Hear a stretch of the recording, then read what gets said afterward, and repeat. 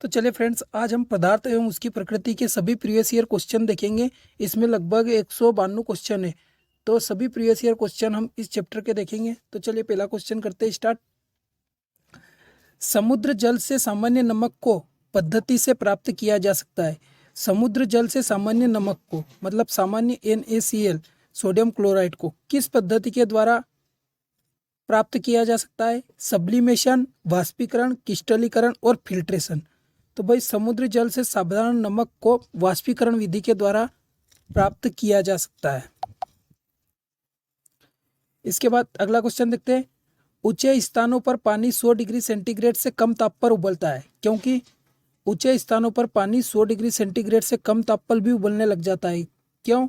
वायुमंडलीय दाब कम होने से क्वथनांक कम हो जाता है। सही है भाई, वायुमंडलीय दाब होने से उसका जो बॉइलिंग पॉइंट है कम हो जाता है। इसका आंसर आएगा वायुमंडलीय दाब होने से क्वथनांक कम हो जाता है।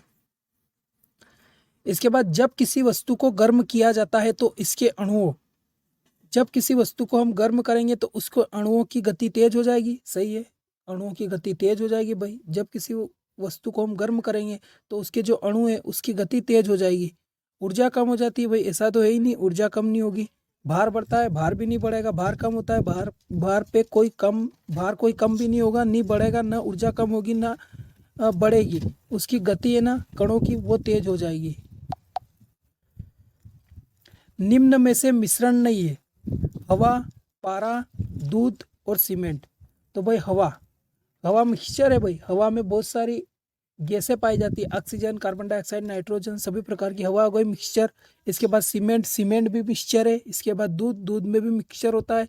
जो ये पारा है, पारा मिक्सचर नहीं है भाई। पारा ये एक धातु है, धातु में भी ये अपवाद है, ये द्रव अवस्था में पाई जाती है पारा। इसके बाद पदार्थ की चौथी अवस्था क्या कहलाती है? तो पदार्थ की चौथी अवस्था कहलाती है प्लाज्मा। पदार्थ की चौथी अवस्था प्लाज्मा कहलाती है। और पांचवी अवस्था कहलाती है बोस-आइंस्टीन कंडेंसर। सोडियम तत्व का रासायनिक चिन्ह है SNaSr और Sm। तो सोडियम तत्व का जो रासायनिक चिन्ह होता है वह होता है Na। इसका परमाणु क्रमांक होता है 11, Na 23 और परमाणु भार होता है 23। इसके बाद गलत कथन का चयन करना है भाई। गलत कथन कौन सा है? कांच उष्मा का कुचालक होता है भाई। जो कांच है वो उष्मा का कुचालक होता है। सही है ये तो भाई, कांच होता है जो उष्मा का कुचालक होता है। इसके बाद जल का क्वथनांक पहाड़ों पर 100 डिग्री सेंटीग्रेड से कम हो जाता है। जल का क्वथनांक पहाड़ों पर 100 डिग्री सेंटीग्रेड से कम हो जाता है। सही है भाई, पिछले वाले क्वेश्चन में हमने देखा, ये भी सही है। इसके बाद ठंडा जल गर्म जल की तुलना में हल्का होता है। ठंडा जल गर्म जल की तुलना में हल्का होता है, ये गलत है भाई। जो ठंडा जल है वो गर्म जल की तुलना में भारी होता है। इसका आंसर ये आएगा, ये गलत कथन है। ठोस का सीधा गैस में परिवर्तन ऊर्ध्वपातन कहलाता है, ये भी सही है भाई। ठोस का सीधा गैस में परिवर्तन ऊर्ध्वपातन कहलाता है। तो इसका ऑप्शन ये आएगा भाई, ठंडा जल गर्म जल की तुलना में हल्का होता है, जबकि ऐसा नहीं है, ठंडा जल गर्म जल की तुलना में भारी होता है। कणों की व्यवस्था अत्यंत क्रमिक होती है। ठोसों में, द्रवों में, गैसों में और प्लाज्मा में। तो जो कणों की व्यवस्था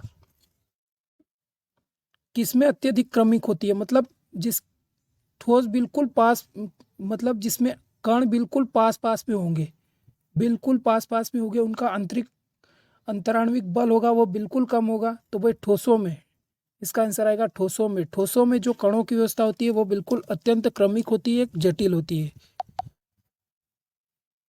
इसके बाद किस विधि के द्वारा दही से मक्खन निकाला जाता है? अपकेंद्रण विधि, अवसादन विधि, निस्तारण विधि और निस्यंदन विधि।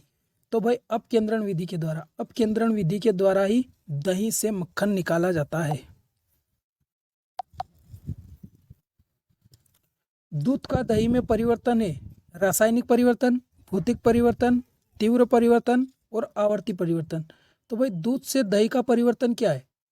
दूध से दही बनता है, वापिस दही से दूध बना सकते हैं क्या? तो भाई भौतिक परिवर्तन तो हो ही नहीं सकता, क्योंकि दूध से दही और दही से दूध नहीं बना सकते। भौतिक परिवर्तन क्या होता है भाई? वापिस वो पदार्थ बना सकते हैं, जैसे जल हो गया। जल को हम जब जल को हम जब बर्फ में परिवर्तन होता है तो भाई बर्फ को वापस जल बना सकते हैं, तो ये भौतिक परिवर्तन कहलाता है। इसके बाद दही, दूध का दही में परिवर्तन, ये एक रासायनिक परिवर्तन है। जल को जब हम फ्रीजिंग करते हैं तो वह निम्नलिखित में से सबसे ऋणात्मक तत्व कौन सा है भाई? जिसमें भी पीरियोडिक टेबल पड़ी होगी उसको ये क्वेश्चन बिल्कुल आएगा। सबसे ऋणात्मक तत्व होता है फ्लोरीन, फ्लोरीन के बाद होता है क्लोरीन, क्लोरीन के बाद होता है आयोडीन, आयोडीन के बाद होता है bromine, fluorine chlorine bromine iodine. इसके बाद अगला क्वेश्चन देखते हैं, निम्नलिखित में से कौन सा परिवर्तन उत्क्रमणीय नहीं है? सबसे पहले हम देखेंगे भाई उत्क्रमणीय क्या होता है। उत्क्रमणीय किसे कहते हैं? उत्क्रमणीय मतलब जैसे ही हम किसी पदार्थ को वापिस नया पदार्थ बनाएंगे तो वापिस वह पदार्थ उसमें परिवर्तित हो जाता है। जैसे मैं आपको एग्जांपल से समझाऊंगा। जल को अगर वाष्प में बदला जाता है, वाष्प से वापस जल बन जाता है वो। इसके बाद आयरन को पिघाला जाता है, जब आयरन को पिघाला जाता है तो बस वापस आयरन बनेगा वो।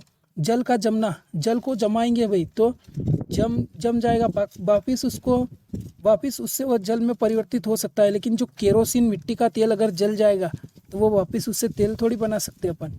तो इसका आंसर आएगा कौन सा परिवर्तन उत्क्रमणीय नहीं है?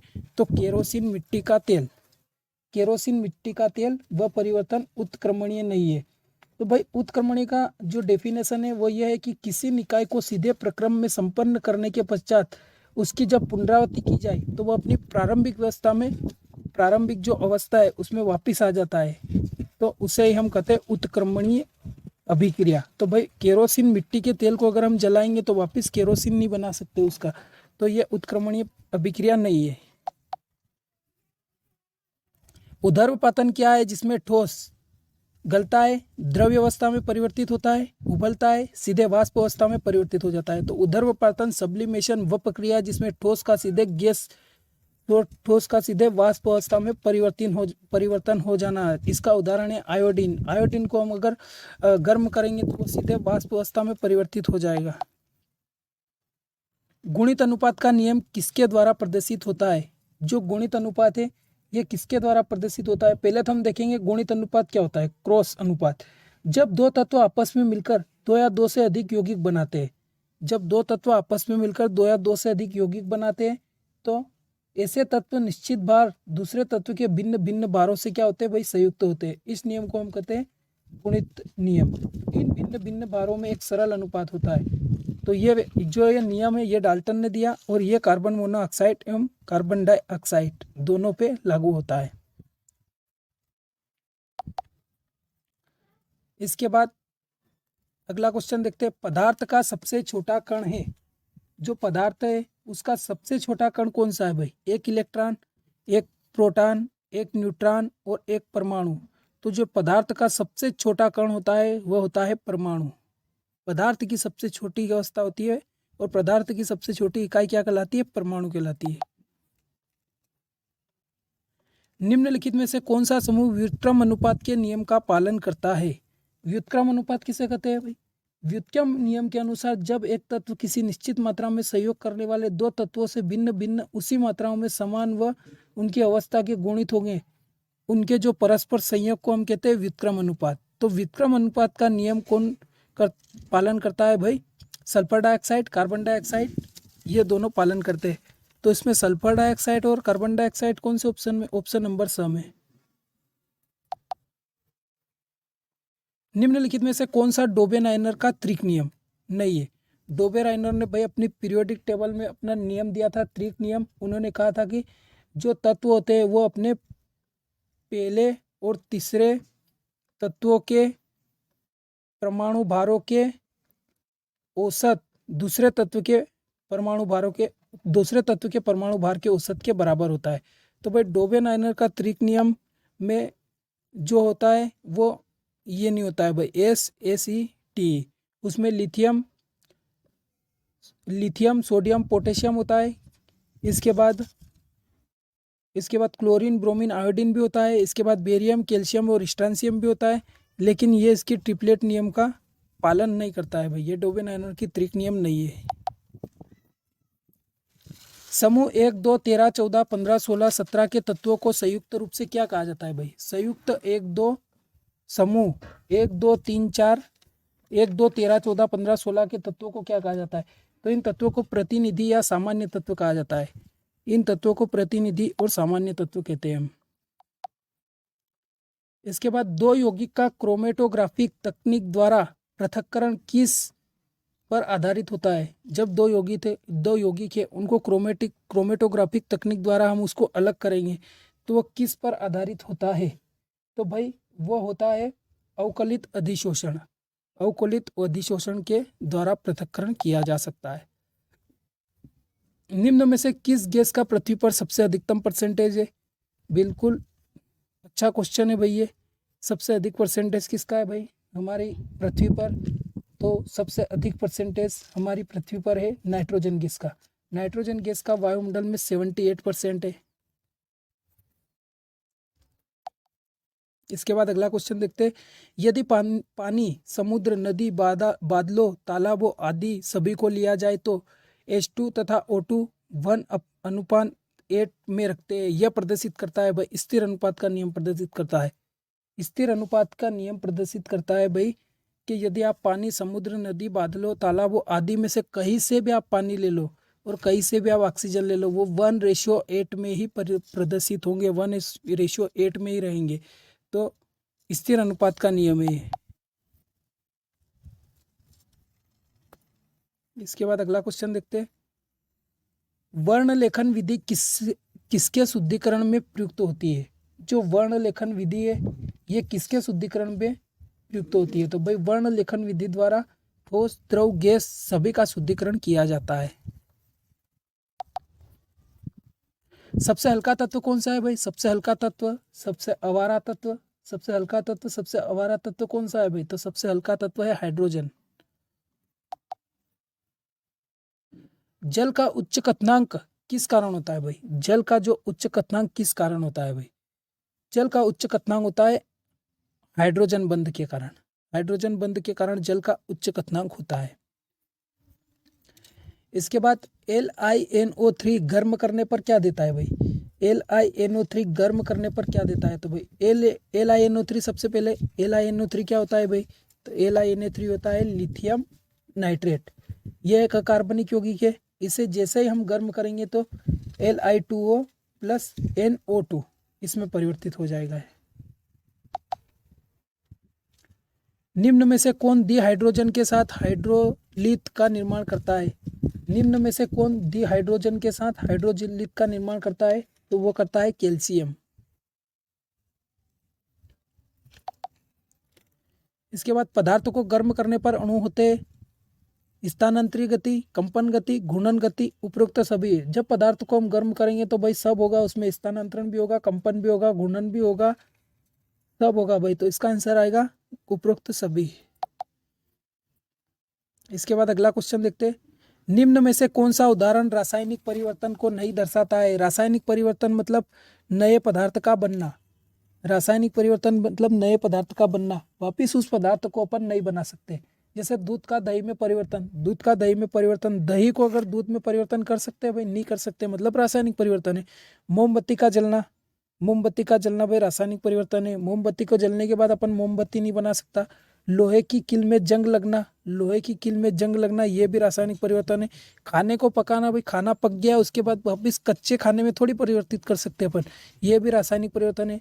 पानी को बर्फ में बदलना, जब हम पानी को बर्फ में बदलेंगे और बर्फ को वापस हम गर्म करेंगे, वापस बर्फ में हीट देंगे तो वह पानी बन जाएगा भाई, ये भौतिक परिवर्तन का उदाहरण है। तो निम्न में से कौन सा रासायनिक परिवर्तन को नहीं दर्शाता है? तो भाई ये पानी में बर्फ बनना ये रासायनिक परिवर्तन को नहीं दर्शाता है, ये भौतिक परिवर्तन को दर्शाता है।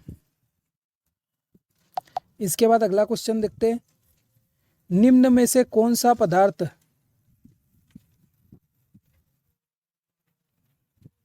अगला क्वेश्चन देखते हैं। निम्न में से कौन सा पदार्थ उदरोपातन का गुण दर्शाता है? सबसे पहले देखेंगे भाई उदरोपातन क्या होता है। उदरोपातन ठोस का सीधे गैस अवस्था में परिवर्तन उदरोपातन कहलाता है। तो भाई लोहा, ठोस का सीधे लोहे को हम गर्म करेंगे तो भाई गैसीय अवस्था में परिवर्तित होगा? नहीं होगा। मिट्टी का तेल, मिट्टी का तेल भी गैसीय अवस्था में परिवर्तित नहीं होगा। इसके बाद सोडियम क्लोराइड, सोडियम क्लोराइड भी नहीं होगा। तो ध्रुवपातन का गुण आयोडीन दर्शाता है। आयोडीन हो गया, नेफ्थलीन हो गया, इसके बाद मोमबत्ती हो गई, ये सब ध्रुवपातन का गुण दर्शाते हैं। एक द्रव निश्चित ताप पर वाष्प में बदल जाता है, इसे जाना जाता है। कोई द्रव है, द्रव मतलब लिक्विड, उसे हम जो निश्चित ताप पर वाष्प में बदल जाता है, किसके कारण वो बदल जाता है? तो भाई उबलना, इसका आंसर आएगा उबलना। निम्नलिखित में से कौन सा पदार्थ ऊर्ध्वपातन का गुण दर्शाता है? तो क्वेश्चन रिपीटेड है भाई, ऊर्ध्वपातन का गुण दर्शाता है आयोडीन। निम्नलिखित में से किस भौतिक अवस्था में आवेशित कण उपस्थित रहते हैं? किस भौतिक अवस्था में आवेशित कण उपस्थित रहते हैं? ठोस, द्रव, गैस और प्लाज्मा। तो इसका आंसर आएगा प्लाज्मा। इसके बाद संवेष्टन दुग्ध की प्रक्रिया क्या कहलाती है? तो भाई दुग्ध की जो भी प्रक्रिया है वह सभी पाश्चुरीकरण में आती है, इसका आंसर आएगा पाश्चुरीकरण। चीनी के किण्वन से कौन से सूक्ष्मजीव सम्मिलित होते हैं? तो चीनी के किण्वन से यीस्ट सम्मिलित होते हैं। निम्नलिखित में से कौन सा रासायनिक परिवर्तन का उदाहरण है? CaO को पानी में डालना, CaCO3 को पानी में डालना। CaCO3 को अपन जब पानी में डालेंगे और पानी से वापस उसको जब हम हीट देंगे तो वापस CaCO3 बन जाएगा। NaOH को पानी में डालना, ये भी भौतिक परिवर्तन का उदाहरण है। जो CaO है इसको हम पानी में डालेंगे तो ये सीधे वाष्प के रूप में उड़ जाएगा भाई, तो इसका आंसर आएगा CaO।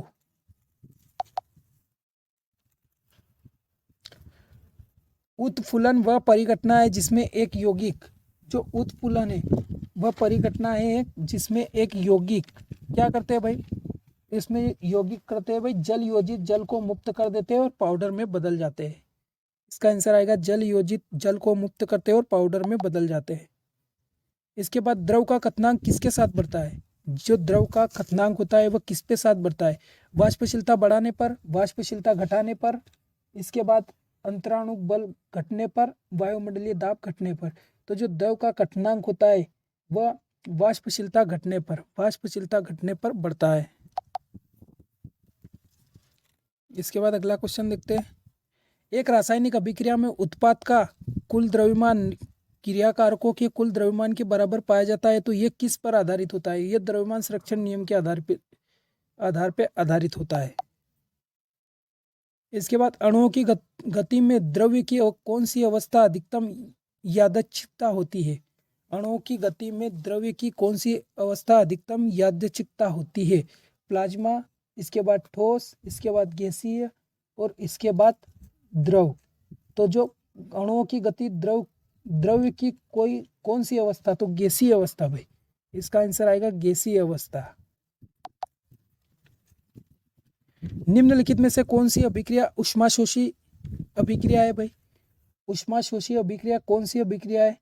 तो भाई सबसे पहले हम देखेंगे कि ऊष्माशोषी अभिक्रिया क्या होती है भाई, जिसमें ऊष्मा का होता है अवशोषण, जिसमें ऊष्मा का अवशोषण होता है। तो भाई अमोनियम क्लोराइड का पानी में घुलना, ये क्या होता है भाई? इसमें ऊष्मा का अवशोषण हो रहा। अमोनियम क्लोराइड का पानी में घुलना, यह ऊष्माशोषी अभिक्रिया का उदाहरण है।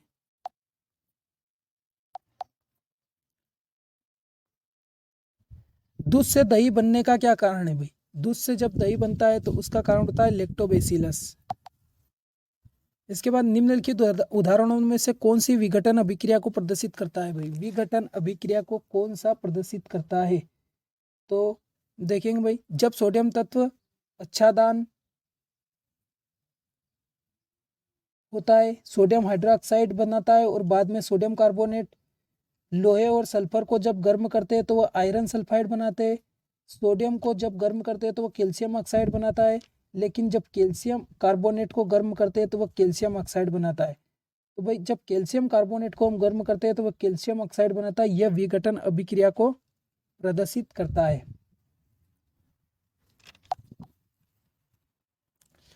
मिश्रण के संदर्भ में कौन सा कथन सत्य है? यह सरल पदार्थ के रूप में अलग किए जा सकते हैं, यह निश्चित संयोजक रखते हैं, यह समजातीय है, यह अपने संगठनों से अलग गुण रखते हैं। तो भाई मिश्रण के संबंध में कौन सा कथन सत्य है? तो मिश्रण में अलग अलग तत्व होते हैं जिनके भौतिक एवं रासायनिक गुण अलग अलग होते हैं, इस कारण सरल पदार्थ के रूप में उसे अलग किए जा सकते हैं। इसके बाद पानी के क्वथनांक पर, पानी का वाष्प दाब वायुमंडलीय दाब के बराबर होता है। सही है भाई। पानी के क्वथनांक पर किसी द्रव्य का क्वथनांक वह ताप होता है जिस पर उसके वाष्प दाब का मान वायुमंडलीय दाब के मान के बराबर होता है। तो भाई जो पानी का क्वथनांक होता है उसका वाष्प दाब वायुमंडलीय दाब के बराबर होता है। इसका आंसर आएगा पानी का वाष्प दाब वायुमंडलीय दाब के बराबर होता है। निम्न में से केवल वह परिवर्तन जो अधिक मात्रा में परिघटना नहीं है वह क्या कहलाता है भाई? उबालना, वाष्पीकरण, पिघलना और उदरोपातन। तो भाई निम्न में से वह परिवर्तन जो अधिक मात्रा में परिघटनीय नहीं है वो कहलाता है भाई वाष्पीकरण। इसका आंसर आएगा वाष्पीकरण। द्रव्य के वाष्पीकरण की दर बढ़ने पर जो शर्त नहीं है, बताइए। जो द्रव्य है उसके वाष्पीकरण की दर बढ़ने पर, द्रव में जब वाष्पीकरण की दर बढ़ने पर कौन सा कथन सत्य नहीं है? तापमान बढ़ने पर वाष्पीकरण बढ़ता है भाई। तापमान बढ़ने पर वाष्पीकरण बढ़ता है। सही है भाई। जब हम तापमान बढ़ाएंगे तो वाष्पीकरण भी बढ़ेगा।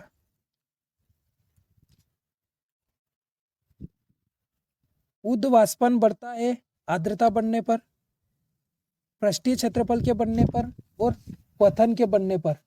तो भाई जब हम, इसका आंसर आएगा कौन सी शर्त मान्य नहीं है? तो भाई जब हम आर्द्रता बढ़ने पर, आर्द्रता बढ़ने पर वाष्पीकरण की दर क्या होती है भाई? घटती है। आर्द्रता बढ़ने पर वाष्पीकरण की दर घटेगी। तो इसका आंसर है ये शर्त मान्य नहीं है भाई, आर्द्रता बढ़ने पर वाष्पीकरण की दर बढ़ती है, ये गलत है भाई। जब आर्द्रता बढ़ाएंगे हम तो वाष्पीकरण की दर घटेगी। वायुमंडल में 78% नाइट्रोजन, 21% ऑक्सीजन उपलब्ध है भाई। किस में है भाई? आयतन में है। ठोस का सीधे वाष्प में बदलने की प्रक्रिया क्या कहलाती है? ऊर्ध्वपातन। Repeated question. ठोस कार्बन डाइऑक्साइड शुष्क बर्फ का ऊर्ध्वपतनांक 44 डिग्री सेंटीग्रेड है। निरपेक्ष पैमाने पर यह किसके बराबर होता है? तो यह 200 - 229 केल्विन के बराबर होता है। जब बर्फ को 0 डिग्री सेंटीग्रेड से कमरे के ताप पर गर्म किया जाता है तो उसका आयतन, जब हम बर्फ को 0 डिग्री सेंटीग्रेड में कमरे के ताप पर गर्म करेंगे तो उसका आयतन होगा वो पहले घटेगा फिर बढ़ेगा।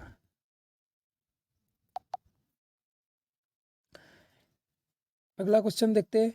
एक विद्यार्थी जल का क्वथनांक ज्ञात करने के लिए एक प्रयोग कर रहा है। उसको 3 जांचों में 99.4, 99.6 और 99.8 डिग्री सेंटीग्रेड का मान प्राप्त हुआ।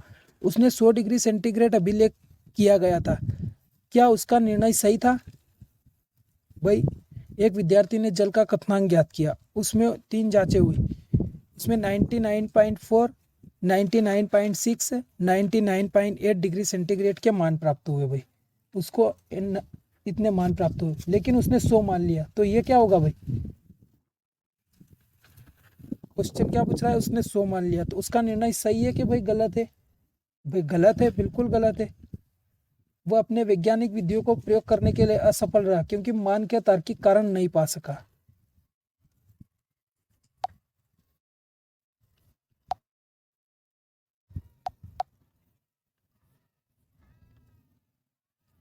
निम्नलिखित में से कौन सा एक द्रव्य नहीं है? हवा, मृदा, प्रकाश और जल।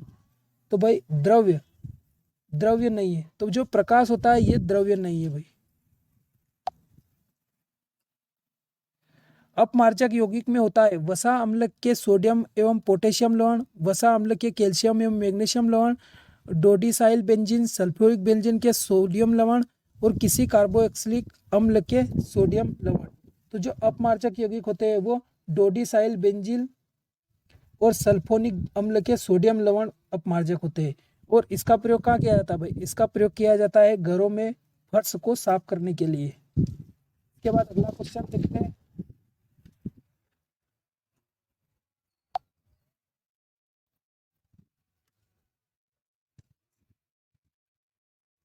कपड़े को सुखाने के लिए फैलाकर तार पे क्यों टांगा जाता है भाई?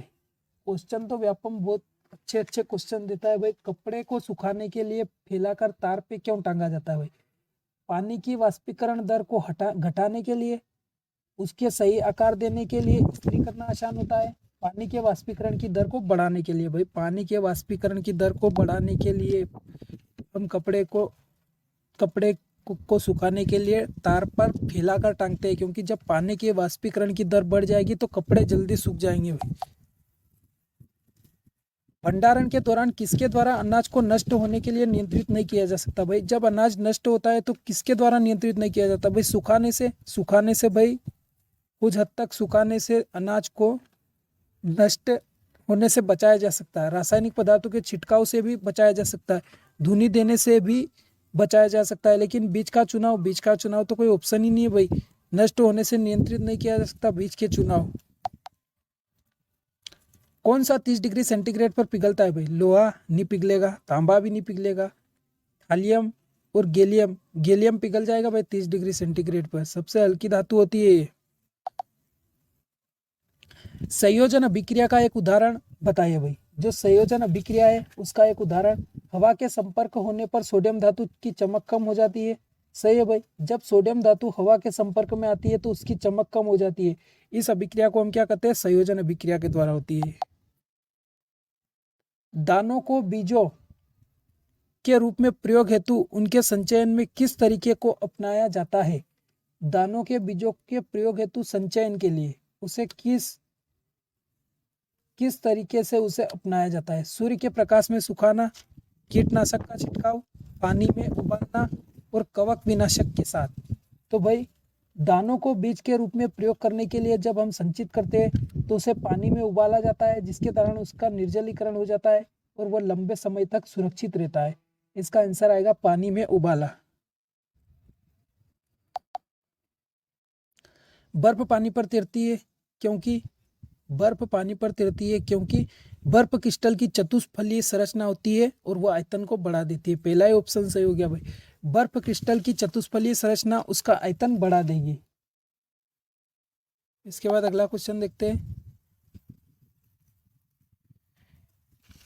जब किसी द्रव्य का क्वथनांक ज्ञात किया जाता है तो जब किसी द्रव का क्वथनांक ज्ञात किया जाता है तो थर्मामीटर को द्रव में डालकर रखना चाहिए, थर्मामीटर को फ्लास्क के मुख में रखना चाहिए, थर्मामीटर द्रव के ऊपर वाष्प में गिरा हुआ होना चाहिए और थर्मामीटर को कहीं भी रखा जा सकता है, क्योंकि ये क्वथनांक पर कोई भी प्रभाव नहीं पड़ेगा। ये तो बिल्कुल गलत है भाई कि थर्मामीटर को कहीं पे भी अपन रख सकते हैं, क्योंकि यह क्वथनांक पर प्रभावित नहीं होगा भाई। प्रभाव डालेगा अगर अपन थर्मामीटर को कहीं पे भी रख देते। थर्मामीटर द्रव के ऊपर परंतु वाष्प से गिरा हुआ होना चाहिए भाई, ये ऑप्शन सही है। थर्मामीटर द्रव के ऊपर होना चाहिए परंतु वो वाष्प से पूरा घिरा हुआ होना चाहिए। इसी के कारण किसी द्रव का क्वथनांक अपन ज्ञात कर सकते हैं। निम्न में से कौन सा एक यौगिक है? इस्पात, लोहा, वायु और जल वाष्प। तो भाई निम्न में से कौन सा एक यौगिक है? तो इसका आंसर आएगा वायु। वायु एक यौगिक है भाई।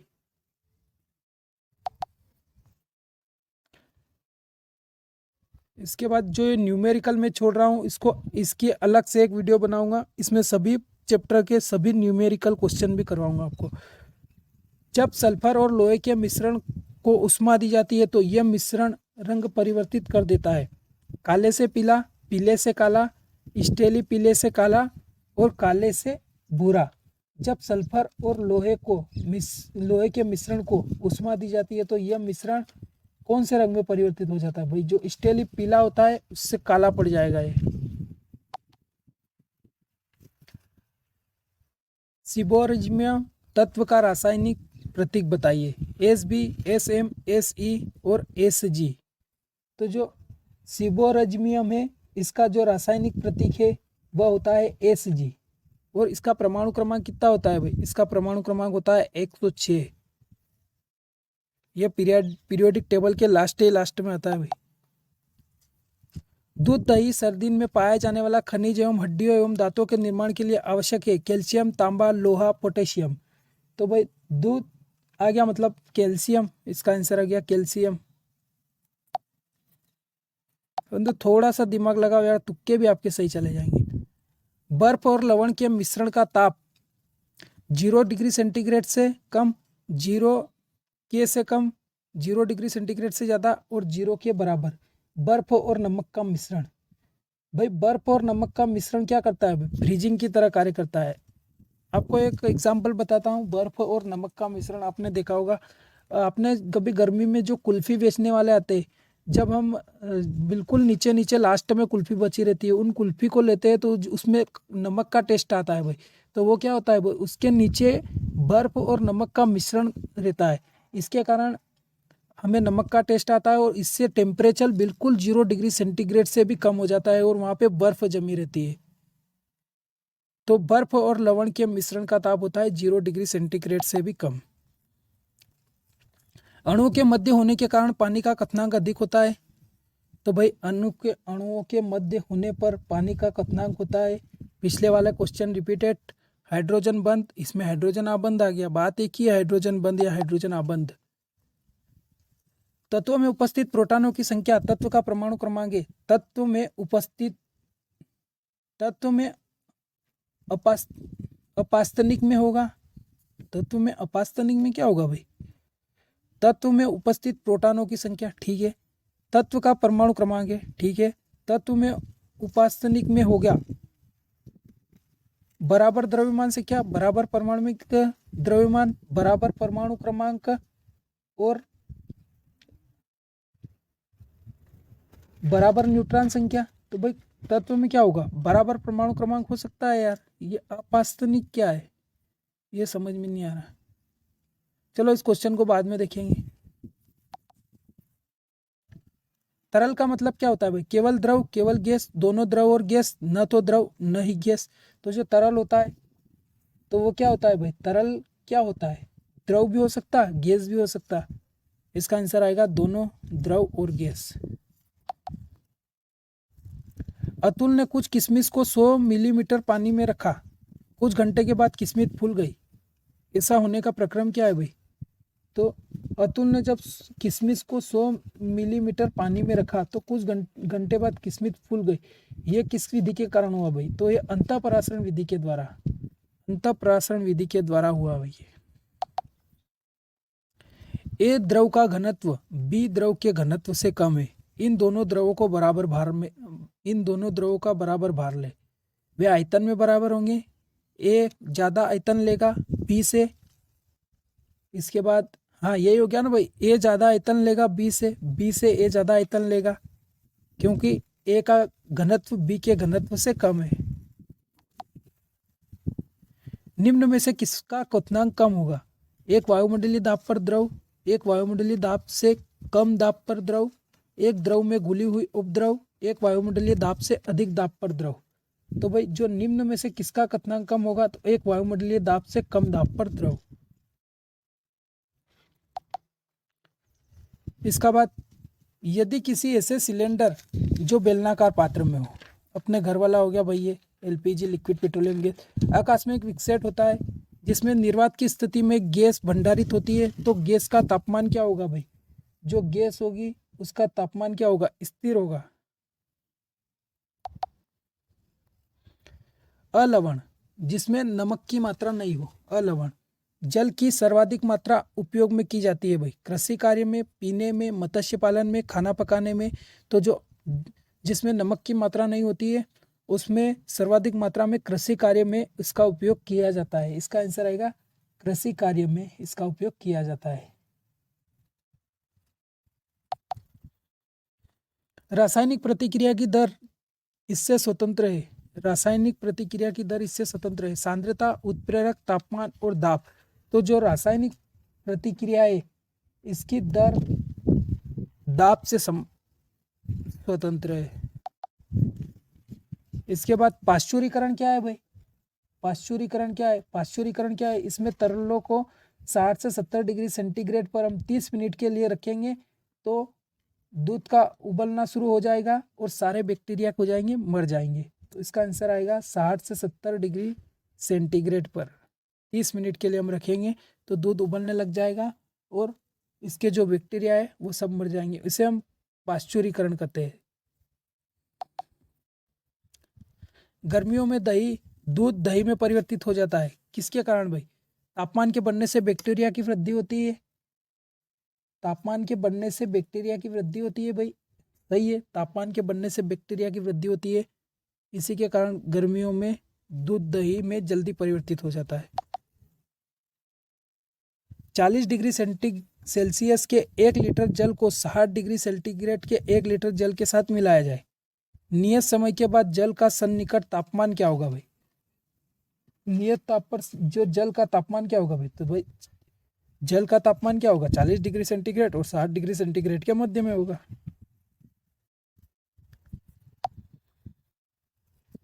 एक रासायनिक परिवर्तन में होने वाली संभावना, मात्र रंग में परिवर्तन, मात्र तापमान में परिवर्तन, मात्र गैस के निकाय में परिवर्तन। तो भाई रासायनिक परिवर्तन होगा तो उसमें रंग में भी परिवर्तन होगा, तापमान में भी परिवर्तन होगा और गैस में भी परिवर्तन होगा। उपयुक्त सभी या कोई एक? हाँ भाई, उपयुक्त सभी भी हो सकते हैं या कोई एक भी हो सकता है इसमें से। या तो उपयुक्त सभी होंगे रासायनिक परिवर्तन, या कोई एक भी होगा कि जैसे रंग में परिवर्तन हो गया, तापमान में भी परिवर्तन हो गया और मान लो गैस में परिवर्तन हो गया। गर्म पानी का तापमान किस उपकरण के द्वारा मापा जाता है? तो भाई थर्मामीटर के द्वारा मापा जाता है। अनाज के बीजों को भूसे से पृथक्करण किस विधि के द्वारा किया जाता है? जब अनाज के बीजों को भूसे से पृथक्करण फटकने के द्वारा किया जाता है। दूध को 70 डिग्री सेंटीग्रेड के ताप पर गर्म करने पर उसे अचानक द्रुत शीतन कर दिया जाए तो उसे क्या कहेंगे? पाश्चुरीकरण विधि कहेंगे भाई। दूध भी जब भी दिखे पाश्चुरीकरण विधि दिखेगी ऑप्शन में। गर्म करने पर सबसे अधिक प्रसारित कौन होता है भाई? जब हम गर्म करेंगे तो सबसे अधिक प्रसारित होगा गैस। गैस के जो अंतराणिक बल होते हैं, अंतराणिक बल का मान बहुत ज़्यादा होता है, वो बहुत दूर दूर होते हैं। गैस के जो मॉलिक्यूल होते हैं वो बहुत दूर दूर होते हैं। गर्म करने पर सबसे अधिक प्रसारित गैस होगी। CO कार्बन मोनोऑक्साइड अत्यंत जहरीली गैस है क्योंकि यह रक्त में ऑक्सीजन ले जाने की क्षमता को कम कर देगी। सही है भाई। जब हम बंद कमरे में अंगीठी जलाएंगे तो वहाँ पे कार्बन मोनोऑक्साइड की कार्बन मोनोऑक्साइड गैस ज़्यादा मात्रा में ऑक्सीजन की गैस से ज़्यादा मात्रा में उत्पन्न हो जाएगी और ये दम गोठू गैस बन जाएगी जिससे मृत्यु भी हो सकती है। इसलिए हम कमरे में अंगीठी जलाकर नहीं बैठते। तो कार्बन मोनोऑक्साइड अत्यंत जहरीली गैस है, ये रक्त में ऑक्सीजन की ले जाने की क्षमता कम कर देती है। इसके बाद एक गिलास गर्म दूध में 1 चम्मच दही मिला दिया, ठीक है, उसे कुछ घंटों के लिए रख दिया, दूध का दही में परिवर्तन हो गया। बिल्कुल क्वेश्चन घुमा रहा है यार भाई। दूध को दही में परिवर्तन, पिछले मैंने 10 क्वेश्चन करवा दिया इसके ऊपर। दूध का दही में परिवर्तन, लैक्टोबैसिलस दही। निम्न में से एक पहचान करें जो तीनों अवस्था में पाया जाता है। ठोस, द्रव, गैस तीनों अवस्था में पाया जाता है। जल जब बर्फ के रूप में हो तो वह कहलाता है ठोस, जब पानी के रूप में हो तो वह कहलाता है द्रव, और जब वो वाष्प के रूप में उड़ जाता है तो वह कहलाता है गैस। कौन कहलाता है भाई? जल। जब दूध दही में परिवर्तित हो रहा है तो निम्नलिखित में से कौन सा कथन सत्य नहीं है? उसकी अवस्था द्रव्य से अर्ध ठोस में परिवर्तित हो जाएगी। सत्य नहीं है भाई, उसमें से वो देखना है अपन को। इसका रंग बदल जाता है, वह स्वाद में बदल जाता है, ठीक है।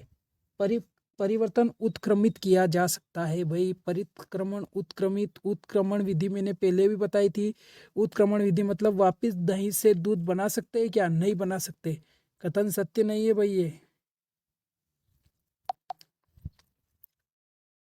वायुमंडल में नाइट्रोजन, ऑक्सीजन, कार्बन डाइऑक्साइड एवं अन्य गैसें कुछ मात्रा में पाए जाते हैं। नाइट्रोजन गैस का लगभग परसेंटेज है 78%।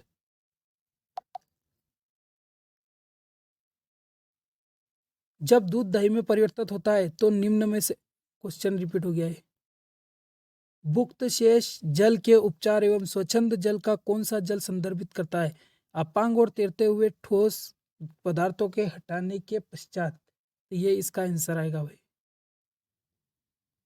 व्यापम न जाने कहाँ कहाँ से क्वेश्चन लाता है यार ये। निम्नलिखित में से कौन सा विकल्प रासायनिक परिवर्तन के लिए सत्य नहीं है? रासायनिक परिवर्तन मतलब नया पदार्थ बनना, सत्य नहीं है। रासायनिक परिवर्तन मतलब एक बात याद रखो, नया पदार्थ बनना। ऑप्शन देखो, कोई नए पदार्थ का निर्माण नहीं होता है भाई, गलत है। रासायनिक परिवर्तन में नए पदार्थ का निर्माण होता है। इसके बाद किसी दो द्रवों के मध्य क्वथनांकों के उनके आधार पर पृथक करने की विधि क्या कहलाती है? तो उनकी दो द्रवों के मिश्रण को, दो द्रवों को अलग करना वो आसवन विधि कहलाती है। इसके बाद जल के एक निश्चित द्रव्यमान पर अधिकतम घनत्व होता है 4 डिग्री सेंटीग्रेड। इसका आंसर आएगा 4 डिग्री सेंटीग्रेड। अगले 100 क्वेश्चन हम अगली वीडियो में करेंगे, इसके पार्ट 2 में करेंगे। वीडियो कैसा लगा कमेंट करके जरूर बताएं।